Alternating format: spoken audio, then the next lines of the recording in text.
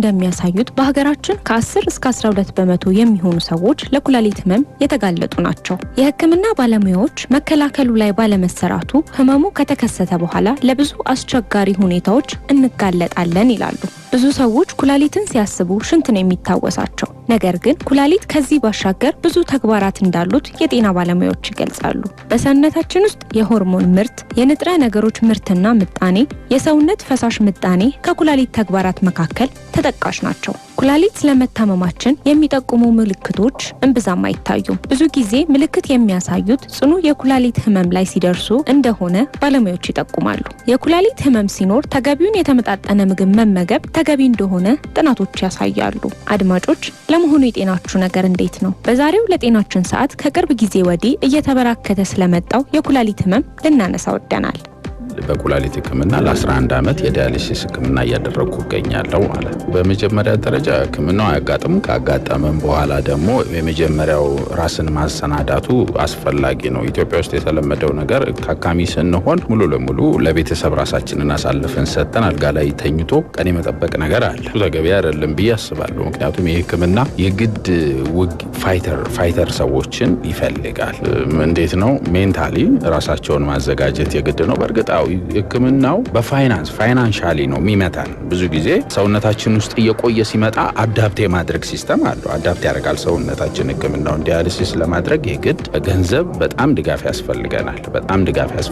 ያ ምክንያቱ ምንድነው? ህክምናው በከፍተኛ ሁኔታ ገንዘብ ሰፖርት ስለሚፈልግ አንድ ህክምና ለማድረግ 5000 ብር ሆኗል አሁን። ስለዚህ አንድ ሰው በሳምንት 3 ጊዜ ህክምና ማድረግ አለበት። 15000 ብር ነው። ኢፖቲን አይረን የሚባሉ ደጋፊ መድኃኒቶች አሉ። አልፋ ሴፕላመር እያሉ የሚቀጥሉ እነሱን ለማድረግ በሳምንት እስከ 25000 ብር ይጠበቅበታል። ስለዚህ ሰው ይሄንን ገና ሲያስበው ነው ሜንታሊ ዲስትሮይ የሚሆነው። ብዙ ሰው በዛው ለመቅረት ተስፋ የለኝም፣ ቤተሰቤን በተንኩኝ፣ በቃ ዋጋ ቢስ ሆንኩኝ እንዲል የሚያደርገው ይሄ የገንዘቡ መጠን ነውና የገንዘቡ መጠን ቢስተካከልለት ማህበረሰቡ ኮምፕሊትሊ ማለት ነው መቀጠል ይቻላል። ያው እሱን ለማምጣት እንደ ሀገር ከባድ ነው፣ ግን ራስን ለማቆም ምንም ማድረግ ደግሞ ግድ ነው። ያንን ያስባል። ቀደም ሲል የሰማችሁት ድምጽ ከኩላሊት ህመምተኛ ጋር የተደረገ ቆይታ ነው። ታዲያ በጉዳዩ ላይ ተጨማሪ ሙያዊ ማብራሪያ እንዲሰጡን የውስጥ ደዌ ስፔሻሊስት ሐኪምና የኩላሊት ሰብ ስፔሻሊስት ዶክተር ቢኒያም ግርማን ጠይቀናል። ኩላሊት ማከናወን የሚገባውን ስራ በአግባቡ ለማከናወን ሲቸገር ህመም ተፈጥሯል ማለት ነው። የኩላሊት ህመምን በሁለት ከፍለን የምንመለከተው ሲሆን አብዛኛውን ሰው የሚያጠቃው ግን ቀስ በቀስ ወይም ምልክት ሳያሳይ በሂደት የሚባባሰው እንደሆነም ዶክተር ቢኒያም ተናግረዋል።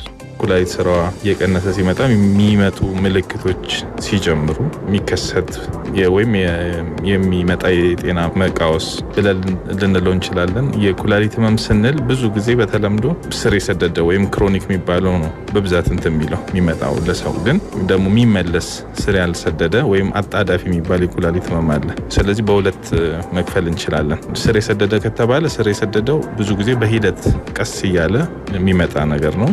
ብዙ ጊዜ ደግሞ ሊመለስ ብዙ ጊዜ አይችልም። ወደ ኖርማል ኩላሊት ስራ ሊመለስ አይችልም። አጣዳፊው ግን በአንዴ ደህና የነበረ ኩላሊት በድንገት በተለያየ ነገሮች በአጣዳፊ ስራው ሲቀንስ የሚመጣ ህመም ነው። ብዙ ጊዜ እሱ ከታከመ ወደ ኖርማል የመመለስ ነገር አለው። ስለዚህ በሁለቱም ማየት እንችላለን። ግን ብዙ ሰው እየተጠቃ ያለው ሳይታወቅ ስር እየሰደደ በሂደት ስር እየሰደደ መጨረሻ ላይ ምልክቶቹ መምጣት ሲጀምሩ ያኔ ሲመረመር ለሰውየውም ለታማሚውም ሰው ዱብዳ ነው የሚሆነው። ምክንያቱም ምልክት አልነበረውም፣ አያውቅም፣ የሚጠረጥረውም ነገር አልነበረም። ግን በተለያየ ጊዜ እንዲሁ እንደ አጋጣሚ ወደ ጤና ተቋማት ሄዶ ሲመረመር ሊያውቀው ይችላል ውጤቱን፣ ኩላሊቱ መድከሙን። ወይም ደግሞ አንዳንዴ ደግሞ ምልክቶቹ በጣም አይለው ሲመጡ ወደ ጤና ተቋም ሲሄድ ሲመረመር የኩላሊት ህመሙ እንዳለበት ይታወቃል፣ ይነገረዋል ማለት ነው። ስለዚህ በዚህ ሁኔታ እንደዚህ ነው ብሎ ለመክፈሉ የተሻለ ነው።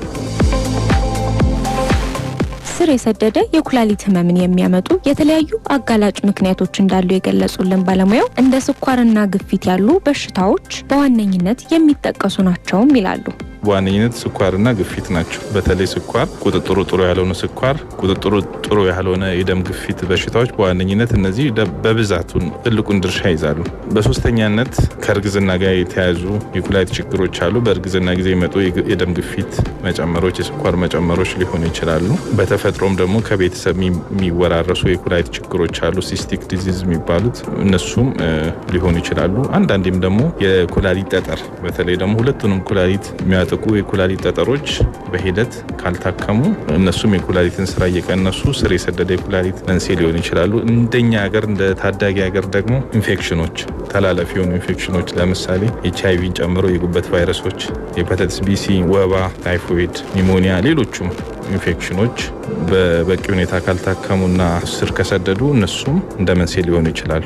አንዳንድ ጊዜ ደግሞ ምክንያቱም ላይታወቅ ይችላል። ምክንያቱ ያልታወቀ የኩላሊት ችግሮችም ቁጥራቸው ቀላል የሚባል አይደለም።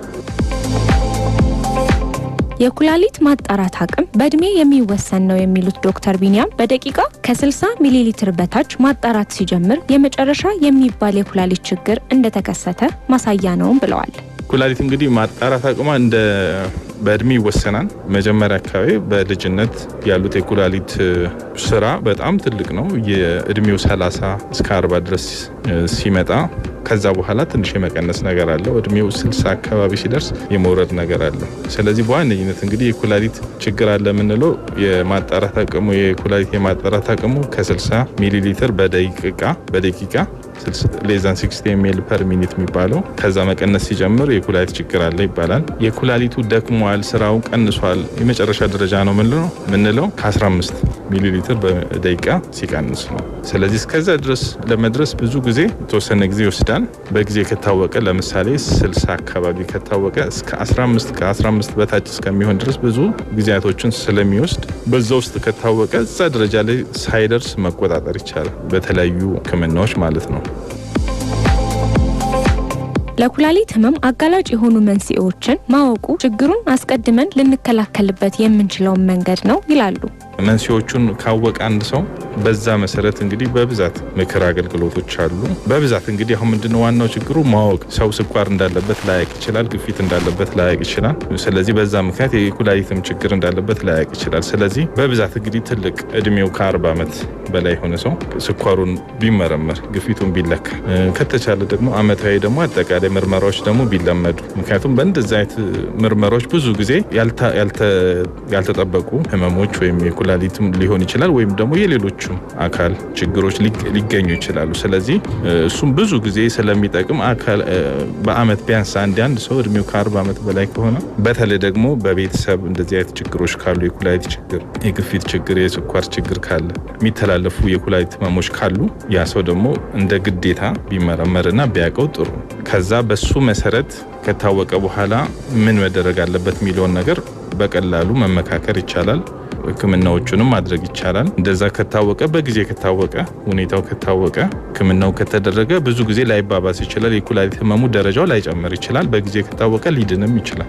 ስለዚህ በዋነኝነት መመርመር ጥሩ ነው። በተለይ ተጋላጭነታቸው ከፍተኛ የሆኑ ሰዎች፣ የልብ ችግር ያለባቸው ሰዎች ራሳቸውን ቢያውቁ ቢመረመሩ ጥሩ ነው። ከታወቀ በኋላ ጤናማ የሆነ አመጋገብ፣ ጤናማ የሆነ አኗኗር፣ አካል እንቅስቃሴ ማድረግ፣ ክትትሎችን በማድረግ መድኃኒታቸውን በመውሰድ ፈሳሽ በደንብ በበቂ ሁኔታ በመውሰድ የኩላሊትን ሂደቱን የህመሙን ሂደት መክታት መመለስ ይቻላል። የአመጋገብ ስርዓትን ማስተካከል፣ የአካል ብቃት እንቅስቃሴ ማድረግ ደግሞ በተጨማሪነት የኩላሊት ህመምን ልንከላከልበት የምንችለው መንገድ መሆኑንም ባለሙያው ነግረውናል። በአመጋገብ እንግዲህ አሁን ምንድነው ተያያዥነት አላቸው። ግፊት አለ፣ ስኳር አለ፣ ኩላሊት ህመም አለ። እነዚህ በብዛት እንግዲህ ተያያዥ ተመጋጋቢ ናቸው። ለነዚህም በዋነኝነት እንግዲህ እንደ ምክንያትም ባይሆን ግን ሊያባብሱት የሚችሉት አመጋገብ ላይ ኮንትሮሉ ጥሩ ካልሆነ፣ በብዛት አሁን ጨው ካልተመጠነ ግፊትን ያባብሳል። የስኳር ታማሚዎች ደግሞ የስኳር መጠናቸው ጥሩ ካልሆነ፣ አመጋገባቸው ጥሩ ካልሆነ ስኳራቸው እየጨመረ ከሄደ እየተባባሰ ይሄዳል። ውሃ አወሳሰድ ላይ፣ ፈሳሽ አወሳሰድ ላይ መጠኑ በጣም የሚቀንስ ከሆነ አንዳንድ ሰዎች በ24 ሰዓት በጣም ትንሽ መጠን ውሃ ሊወስዱ ይችላሉ፣ ፈሳሽ ሊወስዱ ይችላሉ። ለጠጠር ሊጋለጡ ይችላል፣ ለተለያዩ ኢንፌክሽኖች ሊጋለጡ ይችላል። ስለዚህ አመጋገብ ትልቅ ሚና አለው ማለት ነው። ስለዚህ አመጋገባችን በማስተካከል የአካል እንቅስቃሴ በማድረግ የሰውነታችንን ክብደት በመቆጣጠር ብዙ ነገሮችን በቀላሉ ልንከላከላቸው ምንችሎች መንገዶች ናቸው ማለት ይቻላል። በዘር የሚተላለፉ የኩላሊት ችግሮች አሉ በብዛት እንግዲህ አሁን በዋነኝነት ሲስቲክ ውሃ የቋጠረ የኩላሊት ችግሮች የሚባሉ አሉ። እነሱ ያሉባቸው ሰዎች በብዛት እንግዲህ ወደ ልጆቻቸው ወይ ወደ ልጅ የመተላለፍ እድሉ ከፍተኛ ነው። ስለዚህ እንደዛ አይነት ችግር ያለባቸው ሰዎች በዋነኝነት የማስተላለፍ እድላቸው ከፍተኛ ስለሆነ ቤተሰቦች ምርመራ ቢያደርጉ በብዛት እንግዲህ አልትራሳውንድ ምርመራ ነው። አልትራሳውንድ ምርመራ ቢደረግ በጊዜ ሊታወቅ ይችላል። ከታወቀ በኋላ በዋነኝነት ህመሙን መክታት ላይቻል ይችላል፣ ግን ፍጥነቱን መቀነስ በጣም ይቻላል። መድኃኒቶች አሉ። እንደገና ደግሞ ኩላሊት ፈሳሹ ሲስት የሚባለው መጠኑ እንዳይጨምር ማድረግ ይቻላል። ግፊትን መቆጣጠር ይቻላል። የተለያዩ ኢንፌክሽኖችንም መከታተል መቆጣጠር ስለሚቻል በብዛት እንግዲህ በዘር የሚተላለፉት በዋነኝነት እነዚህ ናቸው። ሌሎቹም አሉ፣ ግን በዋነኝነት ብዙ ሰዎችን የሚያጠቃው በዘር የሚተላለፈው ፖሊሲስቲክ ኪድኒ ዲዚዝ የሚባለው ነው። ግፊትም ይተላለፋል፣ ስኳርም ይተላለፋል። ስለዚህ በዘር ውስጥ እንደዚህ አይነት ችግሮች ተያያዥነት ያለባቸው ሰዎች ካሉ ሕክምናውን በደንብ በትኩረት ማድረግ አለባቸው፣ ራሳቸውን መቆጣጠር አለባቸው። በዓለም ላይ ከ850 ሚሊዮን በላይ ሰዎች ከኩላሊት ጋር የተያያዘ ችግር አለባቸው። ከ5 ወንዶች አንዱ እንዲሁም ከ4 ሴቶች አንዷ ለኩላሊት ህመም ተጋላጭ መሆናቸውን ጥናቶች ይጠቁማሉ።